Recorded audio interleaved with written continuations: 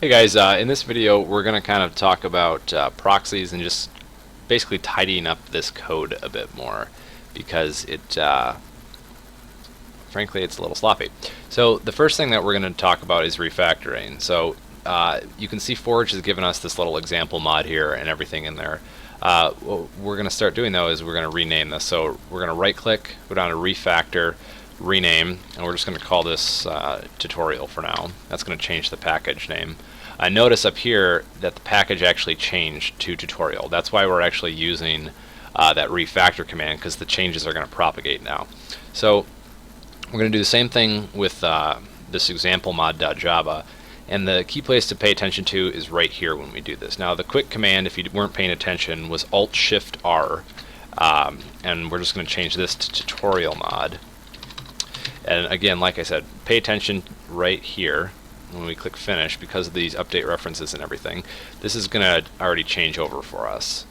So we're good to go there. Now the first thing we're going to do is actually create a new package, and that's right clicking on the source main Java up there, and we're just going to call this tutorial.lib,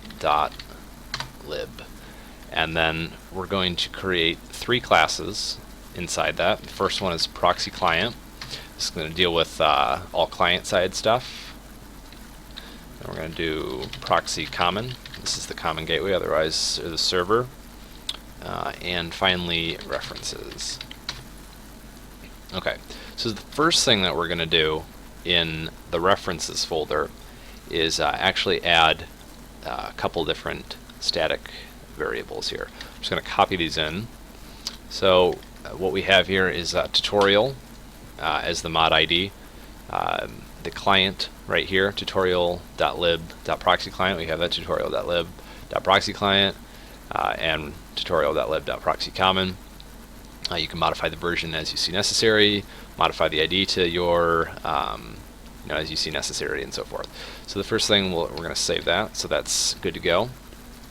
The next thing we're going to do is go to the proxy common and add this here. Register render information, and actually this is a lowercase r, so do that. Yeah, so actually I'll get to that in a minute. Then we're going to go to the proxy client, and we will add close to the same thing. Here it's the same, public void, oops, register render information, in our brackets, but because the client is actually extending the proxy common class, we're going to actually add that extend to proxy common. That way we have the inheritance going on, and that's also something to keep in mind. So basically the difference between the proxy client and the proxy common is sort of server side versus client side at a very high level. Stuff that you want the server to render, such as entities or graphics or anything, could be placed in here, and otherwise they could be placed in the client. This is important. This extends the proxy common, and actually we need this overrides. There's override. Yeah, override. And that's important because I was getting a little sloppy there. If I didn't remember to put that in, because this is extending a parent class, the parent class is going to force inheritance downward, and you're going to actually be calling anything from this register render information from the proxy common, because this is parent to the proxy client. So we're creating a parent-child relationship, and this override is making sure that anything that we were to put in here would actually override anything that had been established in the proxy common. It's a bit out of the scope to go into much more detail of this, but basically stuff that would be rendered exclusively on the client side would be placed here, and on the server there. So the last thing we need to do is kind of change this around, because we've added some variables. If you were perspicacious, you would have noticed that these corresponded to what I typed in here. So obviously this is redundant, and we can get rid of that. The other thing that we first have to do is actually import our references file, because we haven't done so yet. So actually, I think we can just do it this way. This is an easier way to do it, so we don't have to keep in. Eclipse is really good at finding the association, so we can actually just type in references here, and we're going to get little squigglies for it. That's okay and expected, but if we hover over it, I guess it isn't so good. So ignore that. So we can go to import tutorial.lib.references, and whoops, near semicolon.